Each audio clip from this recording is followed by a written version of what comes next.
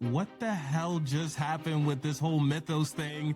A CIO or a CISO, a lot of times they're saying, is this hype? Is this not? What I said was, Mythos, you live in a house and Mythos just found 30,000 new doors. You don't know if they're locked or unlocked. You've got to go figure that out. Like, that's what you need to pay attention to. It's not a time to panic, but it's a time to get prepared. A lot of people probably think they're a lot more secure. They overestimated how secure they are, I think, and I think they've underestimated the challenge it's going to be to modernize their programs in the world of AI. Is this making the situation better? Like, is it bringing awareness in a good way, or is it flooding us like SOAR did previously? These CISOs and these executives in the organizations, they're saying, what does good look like anymore? I think they're just kind of throwing up their hands in some situations.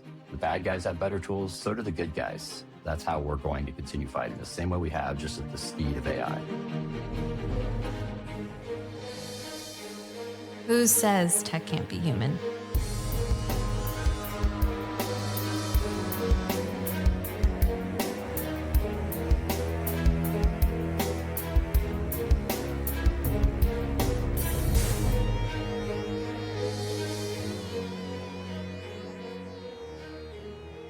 What's going on, Hacker Valley fam? Welcome back to the show.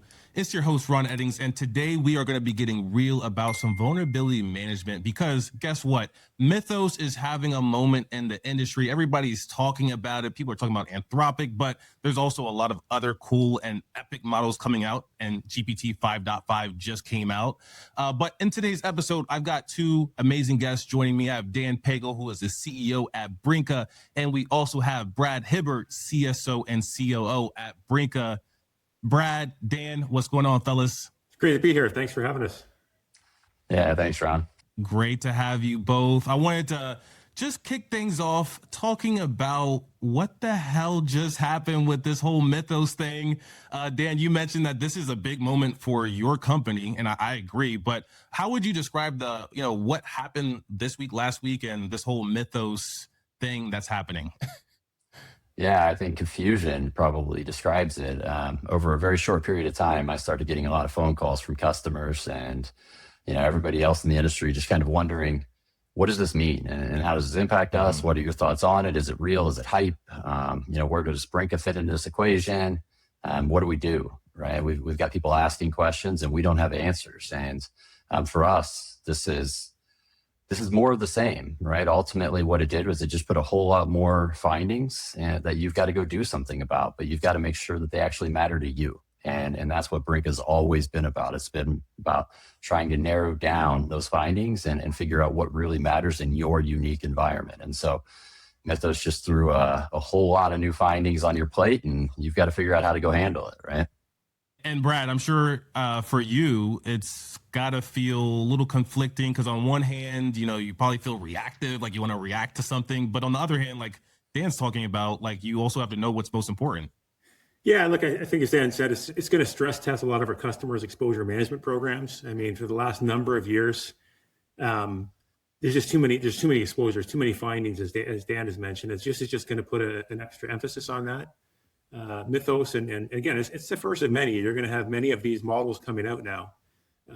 Luckily, this one is contained, right, within some friendly software companies that are leveraging it to help shore up their solutions. But whether it's cyber criminals or foreign nation states or just the pen tester in his garage, they're going to start having these AI capabilities that is really up-leveling the capability, not just from discovering vulnerabilities, but from weaponizing them as well. And so I think it has a lot of organizations really wondering, like, how are they going to handle not just this wave of findings that Mythos is going to bring to them, but how are they going to kind of move their programs to machine speeds, as this whole market continues to evolve. If anyone's been living under a rock for the past week and you have been on LinkedIn, you have been on X, Mythos is an AI model that was developed by Anthropic, and word on the street is it could find O-days. It's finding O-days in decade-old software like FreeBSD. But I don't use FreeBSD, and I think the world of CTEMs, continuous threat exposure management, is very important in all of the marketing and also all of the hype, because some of it is hype and it's worth following. But I think CTEM is great to orient yourselves to all of this, because if you don't use FreeBSD, then some of these things might not matter to you. If you don't have HTTP servers that are running Apache in production, it might not matter to you.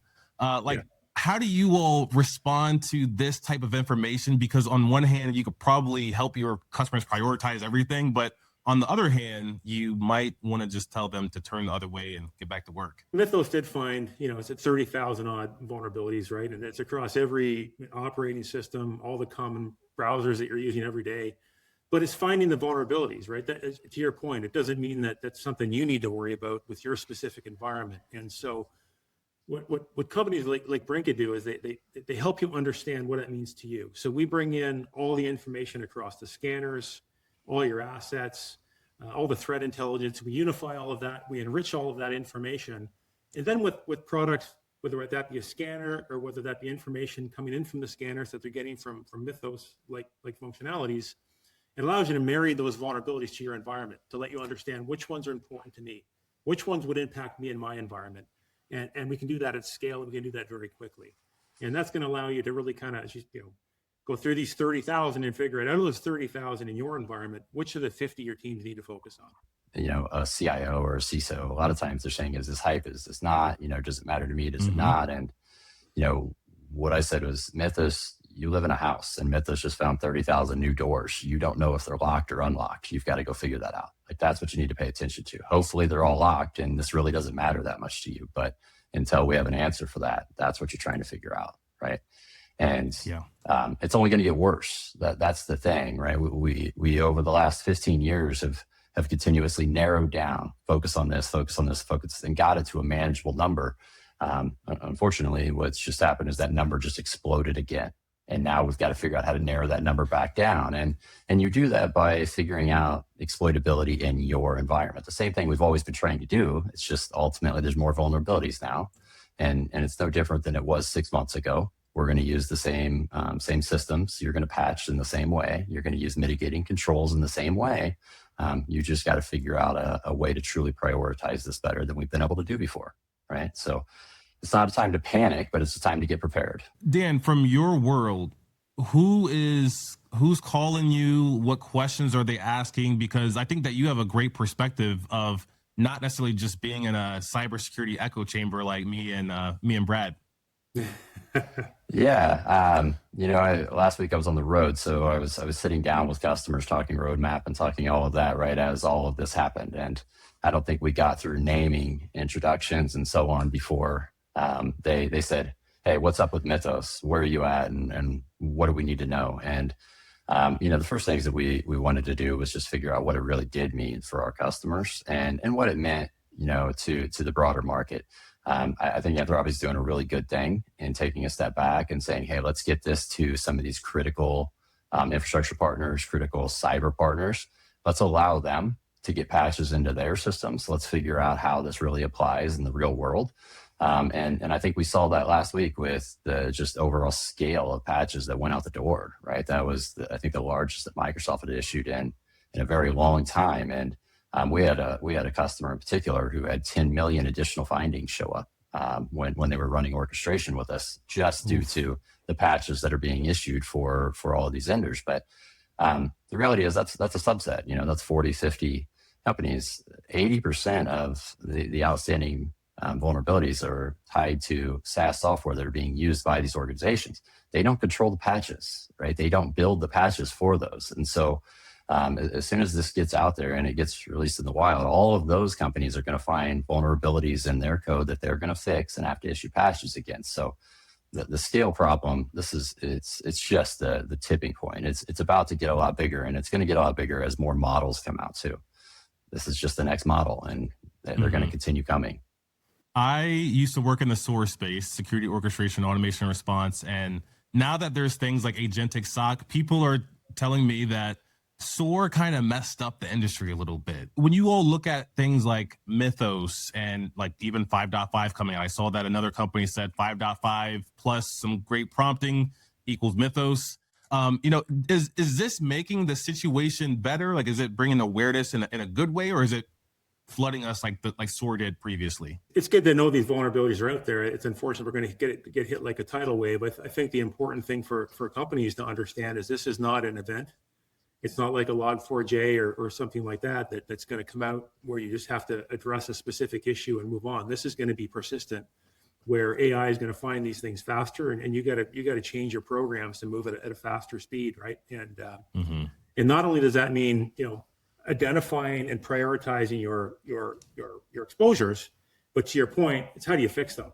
And there's always been that discrepancy or that gap between the security team and then the operations teams that have to go out and do the work. And so the better we can prioritize, the more fine-grained we can get and precise we can get with the best, as Dan said, the best explainability to reduce the friction between those teams, the faster we can start to pass that information off and start getting to work on actually fixing them. The vulnerabilities are out there, and most of these hacks don't come from 0 days. They come from things that have been out there for a while. And ultimately what just happened is there's a whole lot more that came out, and they need to respond to them. So your attack surface got bigger, and it's going to continue getting bigger, and the known findings are getting bigger. But the way that you want to approach it hasn't really changed. You just got to move faster. You got to move at the speed at which AI is moving. And I think from our lens, that always comes back to better data. If we can correlate things better for you, we can help you make decisions faster. And if we can help you make decisions faster and we can explain it, we can show the explainability of why you need to go make this decision. That's the real key in the equation that I think matters, is being able to hand off that explainability to your teams to go fix things. Because right now there's a lot of downtime when it goes from the security team to the IT ops team of them needing to track down, why am I doing this? How important is this? Who owns this? Whatever it may be. If we can hand that off with better data right there, and we can say, here's who owns it, here's the threat intelligence, here's why it's exploitable, here's the attack chain, go fix this one thing, whether that's a patch or that's available, or it's a mitigating control that you can just apply and you could take out this whole chain of vulnerabilities. You can kill 10 things with one action. That's how we're going to approach this, or we're going to beat this, right? But ultimately, the bad guys have better tools, so do the good guys, right? And we are able to use those in ways that we weren't able to before. And that's how we're going to continue fighting the same way we have, just at the speed of AI. I have to jump in for a second to share a little bit more about our sponsor, Brinqa. And I want to tell you something that no one else tells you about security work. It's not the breach that burns your team out. It's the 47 tabs that are open. It's the 3 scanners that are screaming. It's the spreadsheet that someone's been maintaining since 2019. It's knowing that there's tens of thousands of things to fix and no honest way to tell your CISO or your board which 10 actually matter. That's the job that Brinqa was built for. They pull every finding from every tool you already own all into one place. Then they help you see what's actually exploitable, what's sitting on a system that matters, and who from your team needs to fix it. No more guessing, no more asking. It's not just the same questions over and over again anymore.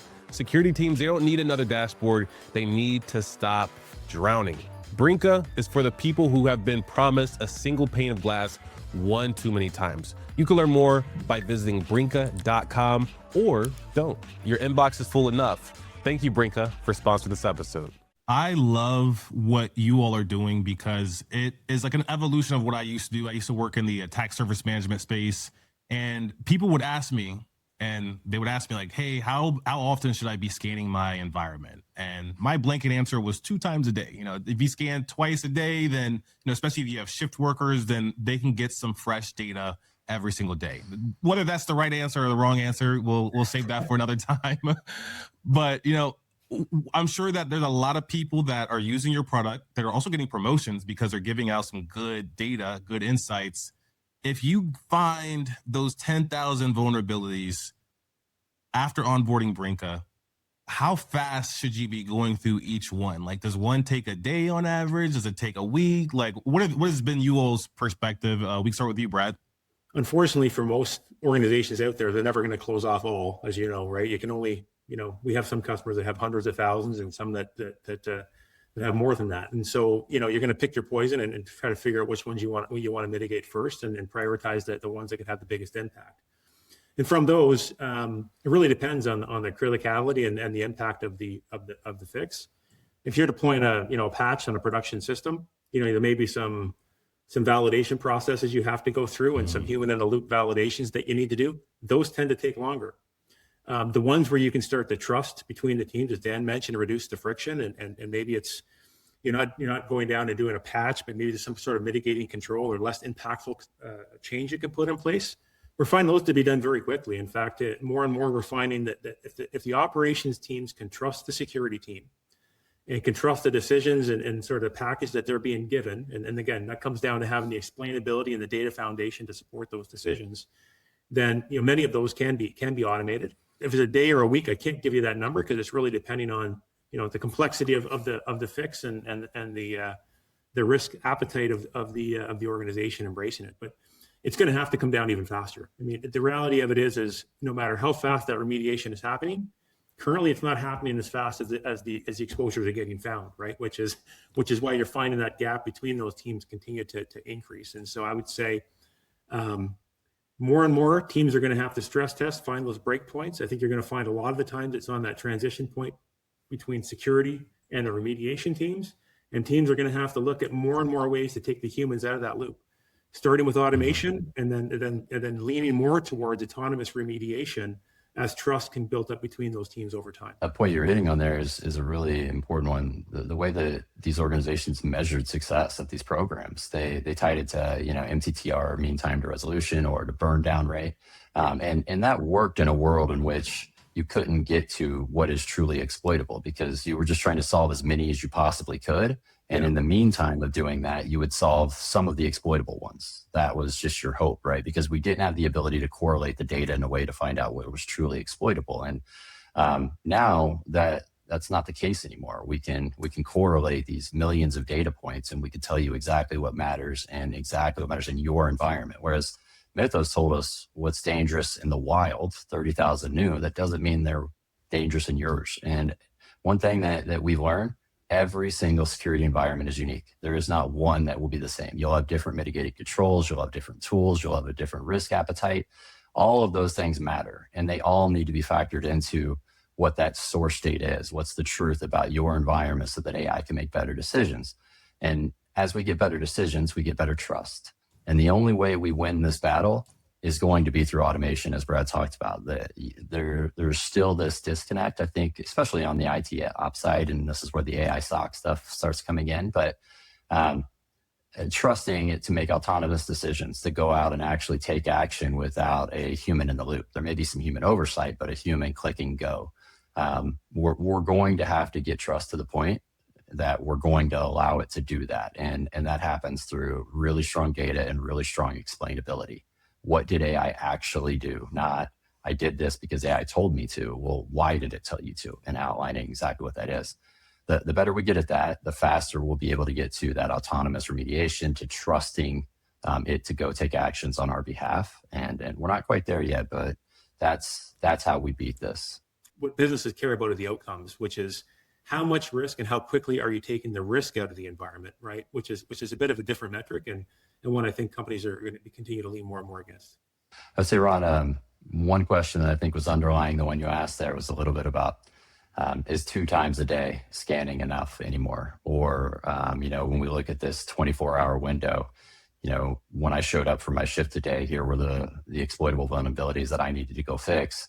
That might change by the time I get to lunch. And you need to know that, and you need to understand that. And so it's not going to be about, once a day snapshot orchestration anymore. It's going to be about constant and continuous as these things come and they're feeding from your different tools, threat intelligence, whatever it may be.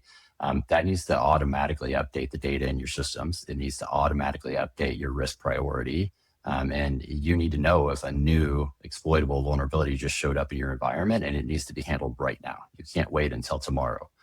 That has changed. That time frame isn't twice a day anymore. It isn't, what it's been in the past. It needs to be as close to real time as possible, and it needs to be bidirectional. You need to be able to communicate back and forth, not just take in data. You need to be able to take action outwardly from that as well. So that's something that we're very keen to continue evolving, and it's going to be a partnership amongst Brinqa or anybody in the CTEM space, right? We're all in this together. We're all working together, and the data that we're enriching and populating, it's tied to 75, 100 different scanning tools that are feeding into one place. And it's going to be really important that we all focus on what's the outcome we're trying to get to, which is let's help companies just reduce their blast radius, reduce their attack surface, and keep them secure. There's a notion that I've been hearing, and I think it's really interesting. I think more people should look at it. But like you mentioned human in the loop. I've been hearing the term human on the loop. Like instead of trying to approve everything that the AI gives you, you're more so observing its continuous nature and then inserting yourself where it's required. We see that quite a bit, and actually in our pipeline, exposure management sort of pipeline, as things are coming in and we're doing things like enriching it, enriching your exposure data with missing information and deduplicating information and so on. Whenever we implement AI in some way, we try to externalize or put as much control back in the power of the organization as we can. So for example, if we're leveraging a model to do something like deduplication or to determine the remediation order of an asset, because if you don't have that, the whole program kind of comes to a screaming halt. So we'll give you a confidence score that we have the right answer based on all the data that we have, the efficacy or the accuracy of that model. We think it's a 95%, or we think it's a 65%, and then we allow the organization based on that to figure out how much of that human on the loop or in the loop that they want to apply. Right? If you're 98% sure that this is the right thing to do, and that's enough for your organization, after you've done that a few times, you've validated it, just to go ahead with it, right? You're gaining that trust. But there's 50 or 60%, you want to get your humans in there and start to do some real triage work. So we certainly see that organizations want to embrace AI, but they want to do it in a safe and I think comfortable way. And allowing them to have some of this control is certainly helping with that adoption. Yeah, I think what you're asking AI to do depends on how much human in the loop that you want it to be, right? If you're just having it correlate things and surface some findings versus actually take action and maybe write new data into the asset or whatever it may be, maybe that's where you want a lot more human in the loop versus just here's a snapshot of what AI did. Here's why we surfaced this particular thing, right? When it's just correlating your data, you don't care that much. When it's just spitting out a dashboard, you don't care that much. But you want to know how it got there, but it's not actually writing against your asset. It's not going and patching, something that could take down your point of sale system and break your business. That's the part where you definitely want to, make sure it's still the human in the loop versus just a part of it. I think the other thing that you've got to always factor in is, how do I unwind it if it breaks, right? Mm-hmm. How do I unwind it if it hallucinates? And you've got to have the ability to say, here's what AI did, take it out, right? Pull out that feed. Let's go back to just having the data surfaced as it was and be able to compare the two just to have a point of reference. That's something that we're building into everything that we're doing. If you want to unplug the AI feed and just have it render your data and not be enriched in any way by AI, you've got the ability to do that, to be able to compare the two side by side. For sure. There's something that I've seen and heard. It's cybersecurity mesh architecture. It's like the idea of trying to literally connect everything together. I'm not sure if that's actually possible. It's something that seems inspirational. And then on the other hand, you have the data coming in. And I think that with what you all are doing, just trying to make sense out of all that data, because the customer may see 30,000, but you all might have seen 1.5 million. What goes on behind the scenes that Brinqa is doing to really prepare that information, even if it's a lot? Like, I'm sure that you all are still normalizing and making sense out of it before it's passed down to the customer. Yeah, I think I'll talk about both of those things, actually. I think they're both great insights. One is the size and the scale of the programs continues to get bigger. So you're right. We sit above the tools and we pull that information in. I think we have over 260 or 270 connectors today. We have some customers that have 80 to 100 connectors just pulling information in. So all your asset data, all your threat intelligence, right? Your exploit DB and vuln check feeds and all these sorts of things are pulling it in. You could have an external attack surface. You mentioned you're in the attack surface space, so you have security scorecards or all these types of products coming in. All your different scanners come in. So we pull all that information in and we normalize that. So we craft that together so you can understand all the relationships between these things, right? And I think we've done this for years, by the way. But where AI helps us is now we can actually get deeper understanding of those relationships. Like if I have if Mythos or some other product finds a vulnerability and it tells us this is how the attackers are using it, this is how the exploit worked, we can tie that back down to your assets, your asset profiles, the mitigating controls you have in place, like hacker behavior. There's so many different data elements that AI can pull together, but you can't do that with a human. So we pull all of that traits together, and then we render that up with some recommendations, right? And as Dan mentioned, it all has explainability and lineage. You can kind of see how it all kind of comes back to the source and so forth. So all of that is in the product. And then we have this living, breathing repository of all this exposure intelligence, fully curated, that your teams can tap into. Now, you can tap into it from our product. We certainly do that. But we are seeing more and more companies that want sort of that mesh architecture, that want the flexibility. And so we've built up AI, like an API. So people kind of come in through APIs, and they've done that. But more and more, we're seeing demand that people not use our console and come in not just through APIs, but through MCPs, where they're plugging really? AI models. 100%. Yeah, this has completely changed, I think, in probably the last 6 or 8 months, where they want to plug their SOC in. They want to have their teams using, chat interfaces and interacting with that living, breathing, trusted repository that they can make decisions off of. And so we think that we're not going to have all the solutions. We're not going to have all the AI models that your team's going to want. We're not going to have all the data. You might want to pull information from your financial systems. We don't know. So what we can do is we can be open and realize that we're a participant in your security program, and we will engage with your teams in the data at the best way that suits you. And if that's using our consoles, that's great. If that's using our models, that's great. We think they're very good. But if you have your own, intelligence teams and you want to leverage the data in some other way, then we encourage you to do that. Yeah. I think the other thing that's happened is just the data creep over time. Ultimately, we talk about assets. An asset has, maybe we grab 50 attributes, but there could be 1,000 available, right? And it's the scope and scale of that data that's limited us in the past. The amount of compute it takes to correlate all of these things together. And so customers, Mythos may identify an attack path, and there's a specific attribute that you need to have to be able to track down where that fits. Customers can work with us and say, hey, we need to grab this particular attribute off of this particular, system. And we can add that. We can have that fed in, and now we can search by that attribute to be able to take action against a specific thing. And that comes back to just having, the amount of compute and the amount of AI and things that like Mythos and these models are doing. We can get into such granular detail to be more proactive in helping them solve, all of these challenges that they're facing today. It's pretty incredible what's happening out there.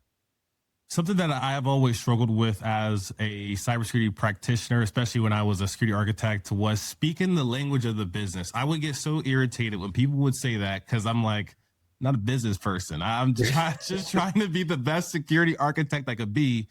And that really, it helped me understand things after I started my company. And I was like, okay, that's what everybody meant.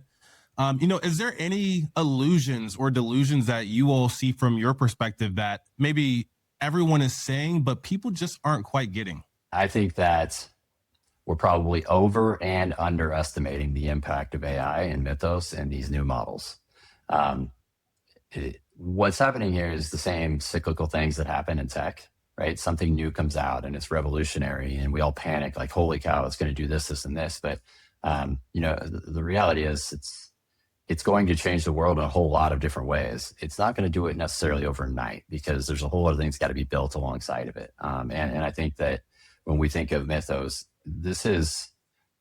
it's crazy because we weren't ready for what it was going to bring to the table. We weren't ready to hear it found a 27-year-old vulnerability that people have been looking for a very, very long time. And it's a shock factor that just jumps out off the page at you like, holy cow, how is that going to impact everything else? We're going to get breached overnight. We've got to panic and go get a solution to this. The reality is probably somewhere in between. It did go find a whole lot that doesn't exist, and there's going to be a whole lot that are exploitable in your environment.